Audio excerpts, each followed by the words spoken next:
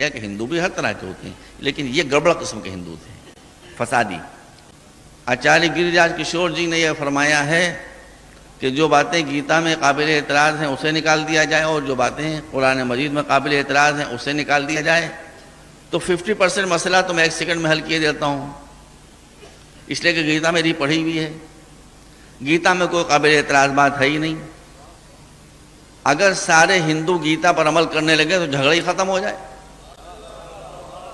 اس لیے کہ گیتا میں آپ میرے پر یقین رکھیں، اور جو ہمارے ہندو بھائی سن رہے ہیں وہ گیتا کا ادھین کریں، پڑھ لیں گیتا کو، میں غلط تھوڑی کہہ رہا ہوں، گیتا میری پڑھی ہوئی کتاب ہے۔ گیتا میں کہیں بت پرستی کی اجازت ہے ہی نہیں،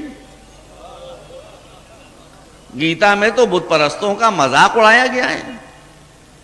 گیتا میں تو بتوں کا مذاق اڑایا گیا ہے، گیتا میں تو توحید خالص ہے کہ آپ جتنے بھی لوگ ہیں 2 4 5 10 15 20 سب آ جائیں ایک طرف سے، اور مسلمانوں کی طرف سے میں اکیلا آ جاؤں گا، میں کافی ہوں، حالانکہ میں جاہل آدمی ہوں لیکن میں آپ کو سمجھا دینے کے لیے کافی ہوں، میں اکیلا آ جاؤں گا، ایک طرف آپ لوگ بیٹھ جائیے 2 4 5 10 جتنے بھی ہیں، ایک طرف میں اکیلا بیٹھ جاؤں گا، اور پھر جو سلجھے ہوئے 2 4 ہندو تھے سادھو، میں نے ان کا نام پیش کیا جن کو میں جانتا تھا، وسن آچاریہ اگنیویش،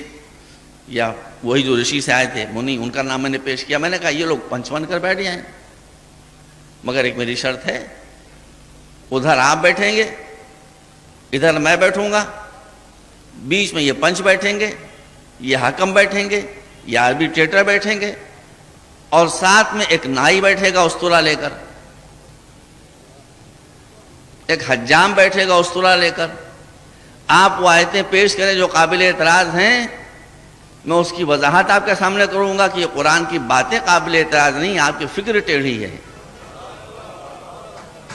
جو آپ ان آیتوں کا صحیح مطلب سمجھ نہیں پا رہے ہیں۔ اگر میرے دلائل کے بعد، جو استدلال و آرگومنٹ کے بعد ان ہندو سادھوؤں نے کہہ دیا کہ مولانا آپ فیل ہو گئے، آپ ثابت نہیں کر سکے، تو میں سر جھکا دوں گا اس باربر کے سامنے، اس حجام کے سامنے، اور میں کہوں گا میرا سر مونڈ دو اور چوٹی چھوڑ دو، میں جے شری رام کہہ کے کھڑا ہو جاؤں گا۔ لیکن اگر میں نے ثابت کر دیا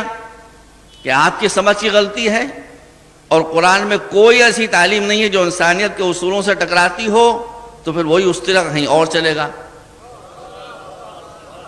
اور وہیں آپ کی مسلمانیاں ہوں گی، وہیں آپ کے ختنے ہوں گے۔